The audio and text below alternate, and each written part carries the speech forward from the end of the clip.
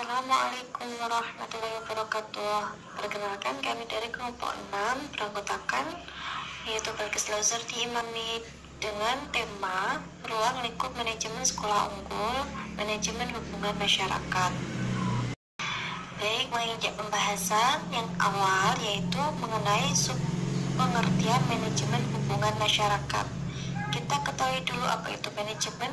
Manajemen merupakan pelaksanaan aktivitas yang diselesaikan secara efisien dengan melalui pendaya gunaan orang lain agar mencapai tujuan secara efektif.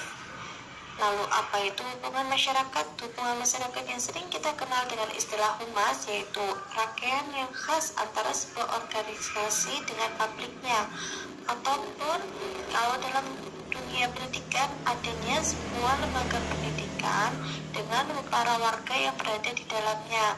Siapa saja? Adanya pendidik, yaitu seorang guru, para peserta didik, yaitu para murid, tenaga kependidikan, berserta para warga dari luar lembaga, baik nanti wali murid, masyarakat, institusi luar, komite sekolah, pengawas sekolah, dan lain sebagainya. Kedua, yaitu fungsi hubungan masyarakat. Dalam hubungan masyarakat adalah fungsi timbal balik, baik dari secara eksternal maupun internal.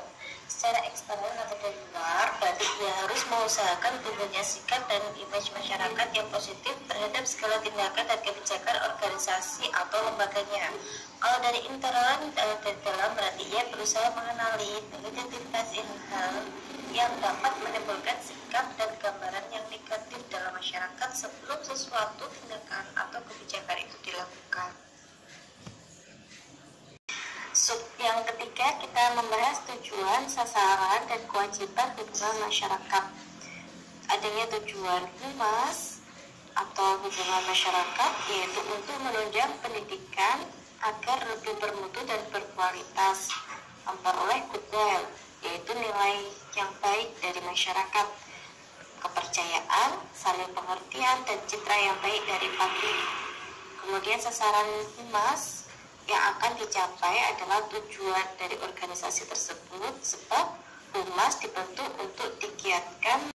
Kemudian kewajiban dari humas sendiri yaitu menyampaikan pesan atau informasi dari perusahaan secara lisan, melakukan studi dan analisis atas reaksi serta tanggapan publik terhadap kebijakan dan langkah tindakan perusahaan, menyampaikan fakta-fakta dan pendapat kepada para pelaksana tugas. Yang keempat, yakni adanya faktor pendukung dan penghambat humas dalam membentuk citra positif di kalangan masyarakat. Apa saja faktor pendukungnya? Yakni adanya faktor pendidikan, kesadaran pentingnya tanggung jawab sosial, pertumbuhan populasi, perkembangan media komunikasi.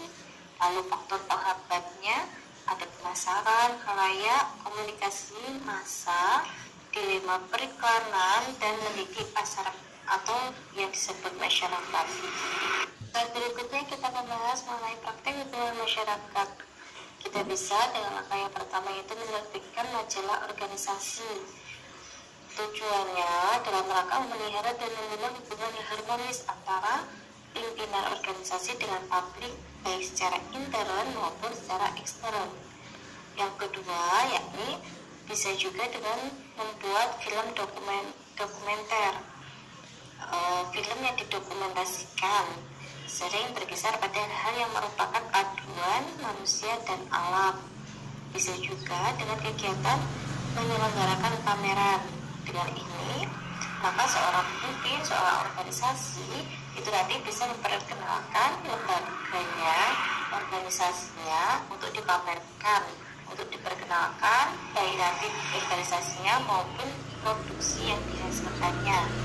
Lalu bisa juga menggunakan media massa. Yang mana media massa itu digunakan untuk mempublikasikan juga, untuk mempromosikan lembaga atau organisasinya ataupun produk baru yang merupakan produk unggulannya. Dengan keempat cara ini, maka praktek hubungan masyarakat bisa diterapkan. Pembahasannya selanjutnya mengenai etika dalam hubungan masyarakat.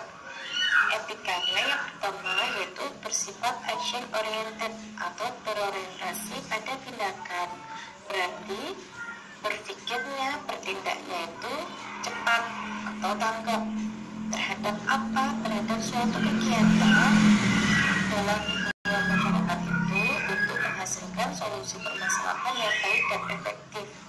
Kemudian etika yang kedua yakni berorientasi pada kegiatan, bertindak dan berpikir yang tanggap, yang cepat, yang efektif dalam menerapkan kegiatan hubungan bermasyarakatnya. Etika yang ketiga yakni komunikasi yang bersifat persuasif, komunikasi yang terarah, yang memiliki tujuan, yang tetap menerapkan norma, nilai-nilai yang dianggap positif dalam masyarakat, baik tutur katanya, bahasanya itu sopan, santun, dan efektif. Penjelasan selanjutnya yakni mengenai bentuk hubungan sekolah dengan masyarakat. Bisa terjadi dalam dua aspek, yakni secara individual.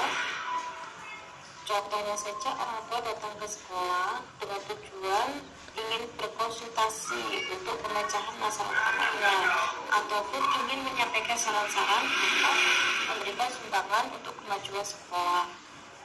Yang kedua, yakni bisa juga dengan secara organisasi melalui BP3 ataupun badan pembantu penyelenggara pendidikan.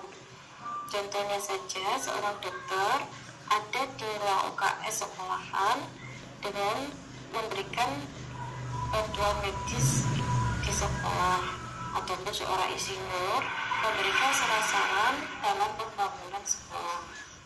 Itu adalah bentuk-bentuk adanya hubungan sekolah dengan masyarakat. Sekian penjelasan materi dari kelompok 6. Banyak kurangnya kami mohon maaf. Wassalamualaikum warahmatullahi wabarakatuh.